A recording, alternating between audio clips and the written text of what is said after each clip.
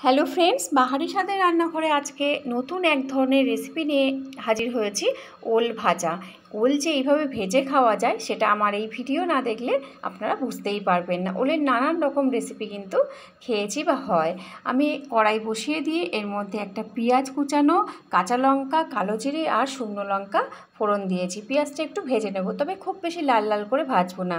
আর ওলটা আমি আলু ভাজার মতন একদম সরু সরু করে কেটে নিয়েছি। আর এই ওলটা খুব ভালো, যাদের একদম দেশি ওল, খুবই নরম, তার জন্য সেদ্ধ করার কোনো প্রয়োজন নেই। এইভাবে কেটে নিয়ে আমি ঢাকা দিয়ে রান্না করব। আর এর মধ্যে আমি দিয়ে দেব পরিমাণ মতন লবণ আর হলুদ, ব্যাস, আর কিছুই দেব না। তবে ফ্রেন্ডস, শেষে কিন্তু একটা চমক আছে, সেটা আপনারা টাইটেল দেখেই হয়তো বুঝতে পেরেছেন। তবুও সেই চমকটা আপনারা দেখার জন্য অপেক্ষা করুন।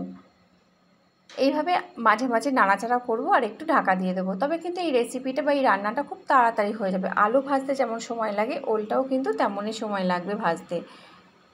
তবে এই রকমভাবে ওল যদি ভাজা করা যায়, তাহলে কিন্তু দুপুরের গরম ভাতে ওল ভাজার সঙ্গে কিন্তু আর কিছুই লাগবে না, একেবারে চেটেপুটে খেয়ে নেওয়া যাবে। দেখুন ফ্রেন্ডস, আমাদের বাড়িতে সবসময় গরমকালে তো করাই হয় আম তেল, কাঁচা আমের তেল। এই আমের তেল আর আম একটু দিয়ে দেব আমি এই ওলের মধ্যে। আর আমটা একটু ভেঙে ভেঙে দেবো, তাহলে এই যে একটা দারুণ ফ্লেভার উঠবে, আমের তেলের যে একটা ফ্লেভার, সেই ফ্লেভার আর একটু আম দিয়েছি, একটু টক স্বাদের হবে। দেখুন ফ্রেন্ডস, আমার এই রেসিপি রেডি হয়ে গেছে। আর আমার এই রেসিপি দেখার জন্য আপনাদেরকে অসংখ্য ধন্যবাদ। আর ভালো লাগলে প্লিজ আমার চ্যানেলটিকে সাবস্ক্রাইব করবেন।